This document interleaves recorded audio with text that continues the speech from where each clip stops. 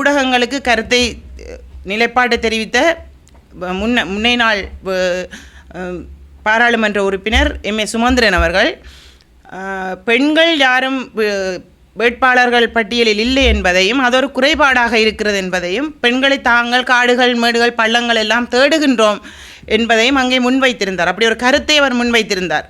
அதாவது பெண்கள் விண்ணப்பித்த விடயத்தை அவர் அங்கே குறிப்பிடவில்லை என்றது ஒரு அப்பட்டமான ஒரு பொய்யை அவர் ஆணித்தனமாக தெரிவித்திருக்கிறார். அந்த இடத்திலே பெண்கள் இல்லை, நாங்கள் பெண்களுக்கு சந்தர்ப்பம் கொடுப்பதற்கு தயாராக இருக்கிறோம், ஆனால் பெண்கள் இல்லை. அதாவது இலங்கை தமிழரசு கட்சியில் யாழ் மாவட்ட தேர்தல் தொகுதியில் போட்டியிடுவதற்கு எந்த பெண்களும் இல்லை, அவர்கள் விண்ணப்பிக்கவில்லை என்பதை அவர் மிகவும் நாசூக்காக தனது பாணியில் திறம்பட உரைத்திருக்கிறார், அங்கே சொல்லியிருக்கிறார். சொல்லியதன் பின்னர் அவர் ஒரு அழகான புன்னகை ஒன்று செய்வார்.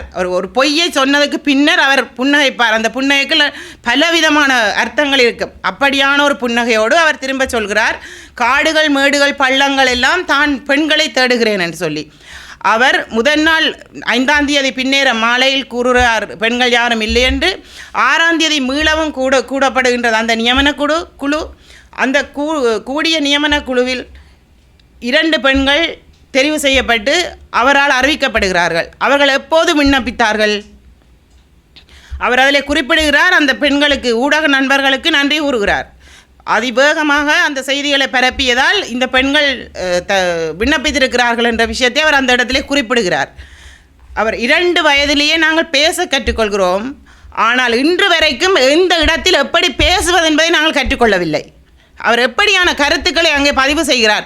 அவர் திரும்ப திரும்ப திரும்ப திரும்ப தான் சொல்கிற அத்தனை பொய்களையும் எல்லோரும் கேட்டுக்கொண்டு குனிபவர்களும் அடையன், குனிய குற்றவனும் மடையன் என்று நினைத்து கொண்டு பல கருத்துக்களை அவர் இந்த சமூகத்துக்கு சொல்லிக் கொண்டிருக்கிறார். இதை திரும்ப திரும்ப கேட்கறதுக்கு நாங்கள் யாரும் தயாரில்லை. பாராளுமன்ற தேர்தலில் போட்டியிட்ட பல பெண்கள் இருக்கிறார்கள். அவர்களின் விருப்பு வாக்குகளில் கதிரைகளில் இருந்த நீங்கள் போட்டியிட்ட பெண்கள் கூட மீளவும் விண்ணப்பித்திருக்கிறார்கள். அவர்கள் தத்துணிவோடு விண்ணப்பித்திருக்கிறார்கள் அந்த களத்தில் தங்களால் நிற்க முடியும் என்று. ஆனால் அதையெல்லாம் மறைத்து கொண்டு எங்கேயோ இருந்த முகம் தெரியாத உங்களுக்கு மட்டும் உங்களுடைய தேர்தல் காலத்தில் உங்களுக்கு தனிப்பட்ட விதத்தில் வேலை செய்த உங்களுக்கு சமூக வலைத்தளங்களில் உங்களுக்கு தனித்துவமாக ஸ்துதி பாடிய பெண்களை நீங்கள் நிறுத்திவிட்டு ஆளுமை மிக்க பெண்கள் என்று சொல்லி கட்டியம் கூறுகிறீர்கள். இதற்கு முன்னர் நிறுத்திய பெண்களுக்கெல்லாம் நீங்கள் இப்படியான கட்டியங்கள் கூறவில்லை. மருந்துக்கு ஒரு பெண்ணை போடுவோம், இந்த முறை 2 ஆளுமை மிக்க பெண்களை போட்டிருக்கிறோம், அவர்களை நீங்கள் வெல்ல வையுங்கள் என்று புலுடா விடுறீங்கள். நீங்கள் உங்களுடைய இந்த பெயரெல்லாம் இந்த பருப்பெல்லாம் இனி வேகிறதுக்கு வாய்ப்பில்லை. இதை நாங்கள் சொல்லி வைக்கிறோம். நீங்கள் அடாவடித்தனமான மிகவும் அடாவடித்தனமான முறையில் தான் நீங்கள் ஒவ்வொரு தீர்மானங்களையும் எடுக்கிறீர்கள். நாங்கள் தலைமைக்கு கட்டுப்பட்டு வளர்ந்தவர்கள், ஒரு அகிம்சையான கட்சி கூடாக வந்தவர்கள் என்பதற்காக நாங்கள் உங்களிடம் கேள்விகள் கேட்காமல் இருப்பதனால் நீங்கள் எங்களை எல்லாம் முட்டாள்கள் மடையர்கள் என்று நினைக்கக்கூடாது. உங்களுடைய எல்லா கேள்விகளுக்கும் எங்கள்கிட்ட பதில் இருக்குது. உங்களுடைய எல்லா அடக்குமுறைகளையும் நாங்கள் பார்த்து கொண்டு தான் இருக்கிறோம். தனித்து ஒற்றையாளாக முடிவெடுக்கிற தமிழரசு கட்சியில் இருந்து கொண்டு எங்களால் ஒன்றுமே செய்ய முடியாது. ஒரு நபர் தமிழரசு கட்சி ஆட்ட முடியாது. இது பல வருடங்கள் பலருடைய ரத்தமும் பேர்வையும் சிந்தி கட்டப்பட்ட கட்சி, இது உருவாக்கப்பட்ட கட்சி. இந்த கட்சியிலே தனி ஒருவர் குறிப்பிட்ட காலங்களுக்குள் வந்த ஒருவர் எல்லா முடிவையும் எடுத்துக்கொள்கிறார். இதை இந்த சமூகம், இந்த வாக்களிக்கிற மக்கள் எல்லோரும் பார்த்து கொண்டிருக்கிறீர்கள். ஒரு பக்கம் கழுவி ஊத்துகிறீர்கள், ஒரு பக்கம் ஆதரிக்கிறீர்கள். இப்படியான நிலைகளிலிருந்து மாறி, ஆனால் நீங்கள் பாடம் கற்றுக் கொடுத்தவர்கள் இல்லை என்று சொல்ல முடியாது. முதல் நடந்த தேர்தலில் நீங்கள் பாடம் கற்றுக் கொடுத்தவர்கள் தான். இருந்த போதிலும் நேரடியாக திரும்பவும் நீங்கள் உங்களுடைய வாக்குகளை சரியான முறையில் சரியான வேட்பாளர்களுக்கு தான் நீங்கள் வழங்க வேண்டும். நான் கட்சி சார்ந்து கூட இந்த விஷயத்தில் நான் கதைக்கவில்லை. பொருத்தமான வாக்காளருக்கு தான் நீங்கள் வாக்களிக்க வேணும். இந்த 2 பெண் வேட்பாளர்களும் தனித்துவமாக எம்.ஏ. சுமந்திரன் அவர்களினால் தெரிவு செய்யப்பட்ட பெண் வேட்பாளர்கள் என்றதை நான் இந்த இடத்துல உங்களுக்கு தெரிவித்துக் கொள்கிறேன். யாருடைய விருப்புதலும் ஒப்புதலுமின்றி அவர் தன்னிச்சையாக எடுத்த முடிவு.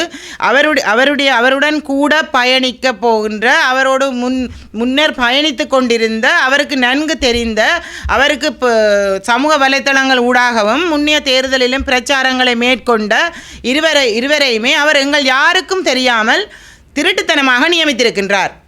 விண்ணப்பித்த 4 பெண்களையும் ஏன் பரிசீலிக்கவில்லை, அவர்களுடைய விண்ணப்பங்களில் என்ன குறைபாடுகள் இருக்கிறது, பாராளுமன்ற வேட்பாளர் ஆகுவதற்கான என்ன தகுதிகள் அவர்களில் இல்லை என்பதை அவர் நிரூபித்துவிட்டு அந்த 2 பெண் வேட்பாளர்களை நிறுத்தியிருந்தால் நாங்கள் ஒத்துழைப்பு கட்டாயமாக வழங்கியிருப்போம்.